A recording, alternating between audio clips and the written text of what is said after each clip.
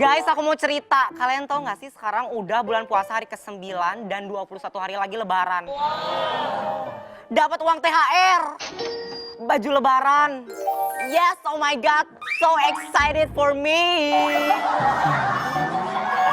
Udah pokoknya aku bakal senang banget parah. Lu tuh anak baru di sini, lu tuh junior. Lu mesti nurut sama senior lu. Kasih duit sekarang. Main-main handphone lu, mentang-mentang handphone lu bagus. Sini handphonenya mana?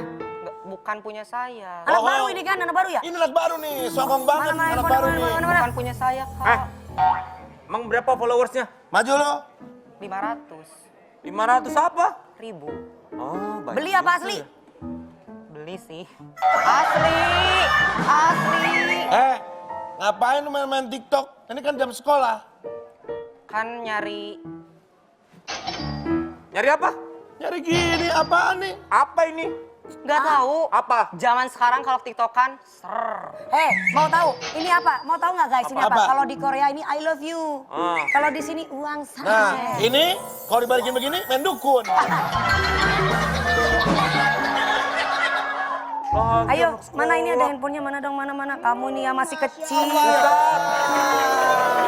Langsung minggir gitu. Ini pasti nih. Kenapa, Ustaz? Ketahuan orang ini senior mentang-mentang senior pasti jahil ini. yes, Maraki.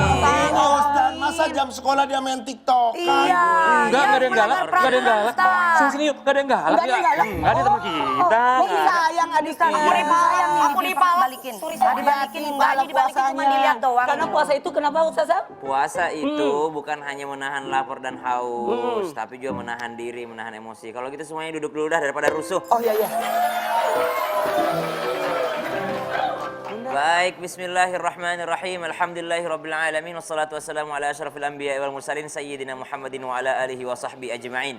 Ada orang beribadah hanya untuk menggugurkan kewajibannya. Siapa itu? Kata baginda Nabi SAW, kam min sa'imin. Betapa banyak orang yang berpuasa tidak mendapatkan apa-apa kecuali lapar dan haus. Puasa itu cuma niat dan menahan. Jadi kalau ada orang puasa tidak pernah sholat, sah nggak puasanya? Sah puasanya. Ada orang puasa tapi malak, sah nggak puasanya? Tetap sah puasanya. Ada orang berpuasa tapi ternyata menyakiti hati orang lain, sah nggak puasanya? Tetap sah puasanya.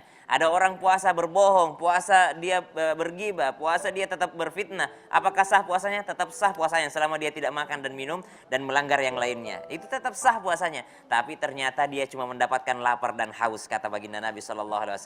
Kenapa? Orang yang mau mendapatkan pahala bukan hanya seperti puasanya orang awam. Kalau yang tadi itu disebutkan puasa orang awam hanya sekedar menggugurkan kewajiban, belum tentu mendapatkan pahala. Mau dapat pahala, naik levelnya. Bukan hanya puasa lapar dan haus, tapi puasakan hati, puasakan mulut, puasakan tangan, puasakan telinga, puasakan kaki kita dari melangkah, maka kita puasakan hawa nafsu kita. Maka inilah orang-orang yang akan mendapatkan pahala dari Allah Subhanahu wa taala. Pernah dengar gak sih ada orang-orang yang sholatnya di ban?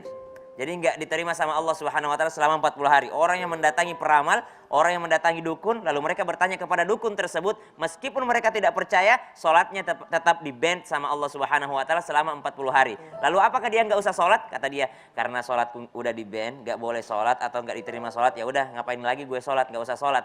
Justru Anda harus sholat. Kenapa? Karena Anda harus menggugurkan kewajiban. Kapan tidak menggugurkan kewajiban, maka Anda akan mendapatkan dosa. Dan dosa ini akan mengantarkan kepada naru jahannam. Naudzubillah min dzalik. Ada orang sekedar menggugurkan kewajiban, ada orang puasa juga mendapat pahala. Siapa dia? Yang bukan hanya puasa dari lapar dan haus, tapi juga puasa daripada membuli adik kelas, puasa daripada kerasnya hati, karena puasa itu melembutkan hati seseorang. Ada orang berpuasa justru makin buruk kelakuannya. Ada orang berpuasa justru makin sering emosi. Ada orang berpuasa justru malah makin sering sensi gitu. Jadi subhanallah, ternyata puasa itu bukan hanya hubungan kita kepada Allah Subhanahu wa taala, tapi bagaimana ajang memfilterisasi apa yang kita konsumsi, apa yang kita lihat, apa yang kita tonton, apa yang kita cerna sehari-hari, sehingga efeknya juga menjadi baik untuk diri kita. Menahan diri daripada mengeluarkan diri daripada kewajiban, selesai. Puasa dapat pahala juga bisa. Dapat pujian dari Allah juga bisa. Orang puasa wajibkah baca Quran di bulan Ramadan? Tidak wajib. Wajibkah orang ketika berpuasa perbanyak zikir? Tidak wajib. Wajibkah orang ketika berpuasa bagi-bagi buka puasa kayak King? Itu enggak wajib. Kayak kita semua bersedekah, apakah wajib? Tidak wajib. Wajibnya puasa cuma menahan dan niat, wajibnya. Tapi ternyata ketika seseorang menambahkan dengan sunnah-sunnah tadi, mendapatkan pujian dari Allah Subhanahu wa taala. Wallahu taala a'lam. Ustadz, aku mau nanya. Iya, apa? Kalau misalkan bagaimana sih cara kita menghadapi orang yang keras hatinya atau kasar gitu ke kita? Kasar gitu. Kasar. Yes. Silakan. King, silakan. Kita praktek. Aduh, Kasarin King. Untuk melembutkan hati itu ada 3. Yang pertama, perbanyak bersyukur. Dengan bersyukur kita melihat orang-orang di bawah kita masih banyak orang yang maaf, tidak seberuntung kita. Itulah bisa melembutkan hati. Yang melembutkan hati yang kedua, apa itu? Berziarah kubur. Berziarah kubur itu membuat mata kita mengalir, artinya melembutkan hati dan juga mengingat akan akhirat. Dan ada juga yang melembutkan hati, yakni banyak-banyak berbuat baik. Coba kita praktek ya. Yang di rumah juga bisa praktek. Kita sama-sama yang di rumah baca istighfar.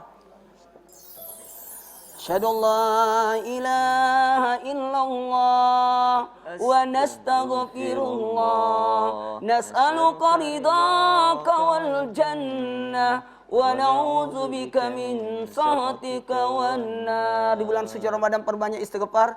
Astaghfirullah rabbal baraya, astaghfirullah minal hataya. Sambil pegang hatinya, lembutkan hati. Astaghfirullah rabbal baraya, astaghfirullah minal hataya. Bunda, Bunda selalu ingat akan akhirat.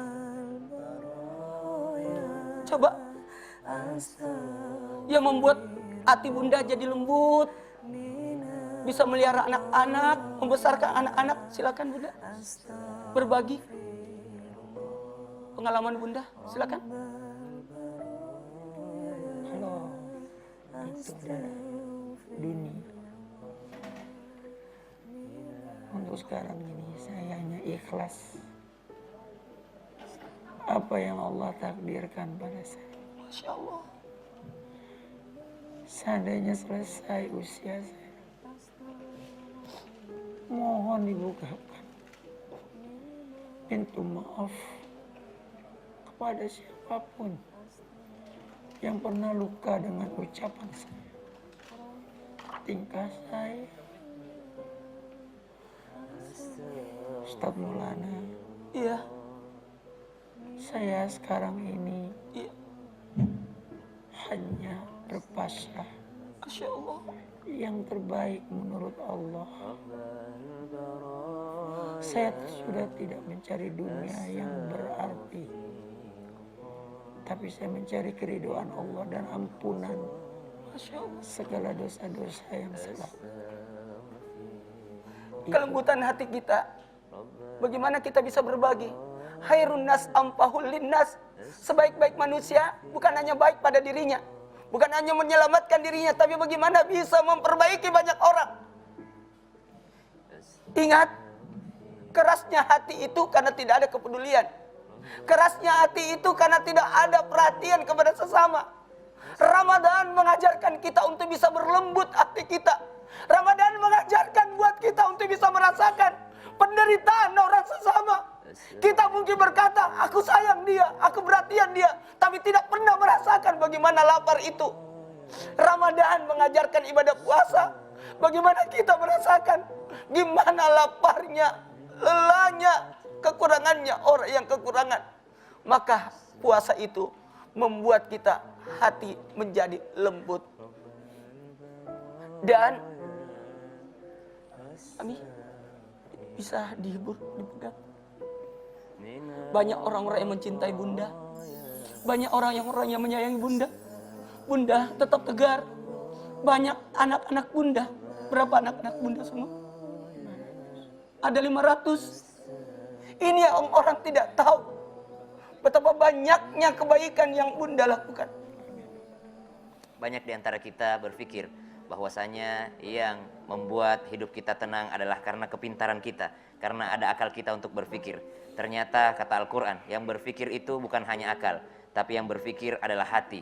Ketika hati itu sudah keras, dan ketika hati itu sudah mati, apalagi ketika hati itu sudah tertutup, maka apapun kepintaran yang kita miliki tidak akan pernah bermanfaat untuk kita semua.